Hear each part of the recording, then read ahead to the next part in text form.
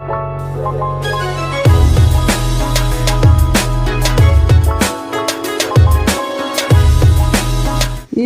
ரொம்ப டேஸ்டான ஹெல்த்தியான வெயிட் லாஸ் தோசை செஞ்சு காமிக்கிறேன்ப்பா. வெயிட் லாஸுக்கு ரொம்ப ஹெல்ப் பண்ணும்ப்பா, உடம்புக்கும் ரொம்ப நல்லது. வாங்க எப்படி செய்யலான்னு பார்ப்போம். இந்த தோசையை வெள்ளரிக்காய் வச்சு தான்ப்பா செய்ய போகிறோம். இந்த அளவுக்கு ஒரு வெள்ளரிக்காய் எடுத்திருக்கேன். இப்போ இதை வந்து 2 பக்கமும் நம்ம வெட்டி எடுத்துடணும்.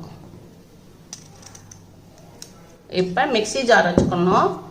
இதில் ஃபுல்லாக அப்படியே ஸ்லைஸாக நம்ம நறுக்கி போட்டுக்கிறணும். இப்போ வெள்ளரிக்காய் ஃபுல்லாக நறுக்கி போட்டேன்ப்பா. இதில் வந்து நம்ம சின்ன வெங்காயம் எடுத்திருக்கேன். சின்ன வெங்காயம் ஒரு 10 வெங்காயம் இதையும் போட்டுக்கோங்க. இஞ்சி ஒரு துண்டு இதையும் போட்டுக்கோங்க. 3 பச்சை மிளகா போட்டுக்குருவோம். ஒரு துண்டு தேங்காய் இதையும் நம்ம நறுக்கி போட்டுக்குருவோம். தோசை சாப்பிடும்போது நம்மளுக்கு ரொம்ப டேஸ்ட்டாக இருக்கும். அதுக்காண்டி தான் தேங்காய் போடுறோம். கொஞ்சோண்டு கருவேப்பிலை, கொஞ்சோண்டு சீரகம், ஒரு 1/2 கப்பு தயிர். இதை உங்களுக்கு நான் மிக்சியில் அடித்து கொண்டுட்டு வரேன். இப்போ நான் மிக்சியில் அடித்து கொண்டு வந்துட்டேன். இப்படி அடிச்சிருக்கேன்ப்பா. தண்ணிலாம் ஊற்றலை. நம்ம தயிர்லையும் வெள்ளரிக்காயிலையும் தண்ணி இருக்கிறனால நம்ம ஒரு பிட்டு கூட தண்ணி ஊற்றலைப்பா. நான் தண்ணி ஊற்றாமல் அடிச்சிருக்கேன். இந்த அளவு வந்திருக்கு நல்லா. இதை வந்து நம்ம ஒரு பவுலில் மாற்றிக்கிறோம். இப்போப்பா நான் வந்து ஒரு கப்பு கோதுமை மாவு எடுத்திருக்கேன். இப்போ நம்ம அடிச்சு வச்சுருந்த இதை போட்டுக்கிடுவோம்.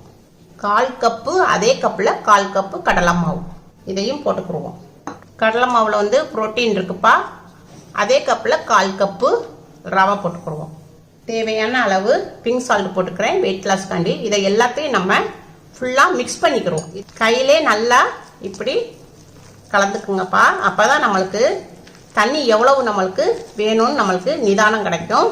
நம்ம தண்ணியே ஊற்றலை. இப்போ தண்ணி ஊற்றாமையே நம்மளுக்கு இந்த இதுக்கு வந்திருக்கு. இன்னுமே நம்ம தண்ணி கொஞ்சம் நம்ம சேர்த்துக்குருவோம். தோசை மாவு பதத்துக்கு வேணும் இல்லையா, அதனால தண்ணி கொஞ்சம் சேர்த்துக்குருவோம்.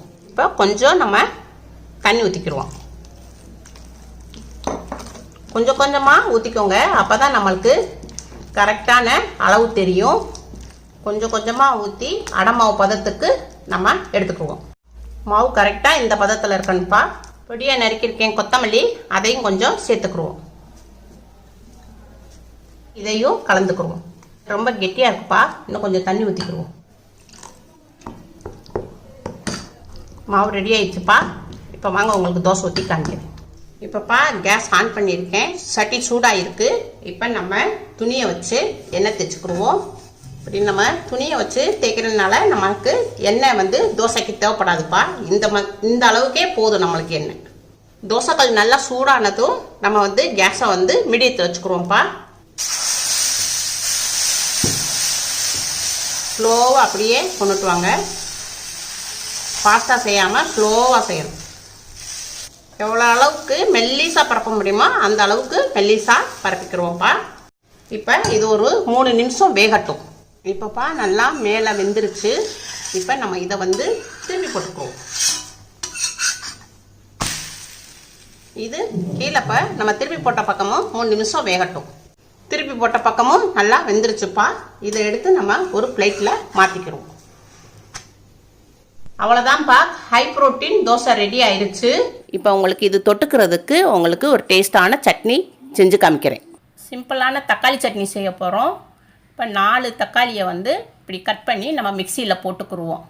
4 சிறிய பல் பூண்டும் போட்டுக்குருவோம். இதை இப்போ மிக்சியில் அடித்து கொண்டு வரேன்.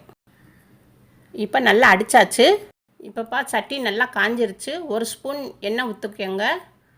1/4 ஸ்பூன் கடுகு உளுந்து போட்டுக்கோங்க. நல்லா பொரிஞ்ச உடனே தக்காளி அடிச்சிருந்தோம் இல்லையா, அதை தூக்கி நம்ம சட்டியில் ஊற்றிடணும். காரத்துக்கேற்ற மிளகாப்பொடி சேர்த்துக்கோங்க. தேவையான அளவு உப்பு சேர்த்துக்கோங்க. கொஞ்சம் பெருங்காயப்பொடி சேர்த்துக்கோங்க. எல்லாத்தையும் நல்லா கிளறி விடுங்க. பச்சை வாடை போகிற வரைக்கும் நம்ம ஒரு 5 நிமிஷம் வேக விடணும்.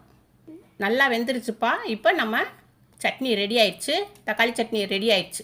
அவ்வளோதான்ப்பா, வெயிட் லாஸ் டின்னர் ரெடி ஆயிடுச்சு. இது உங்கள் வீட்டில் செஞ்சு பாருங்கள். செஞ்சு பார்த்துட்டு அம்மாவுக்கு லைக் பண்ணுங்கள், ஷேர் பண்ணுங்கள், சப்ஸ்கிரைப்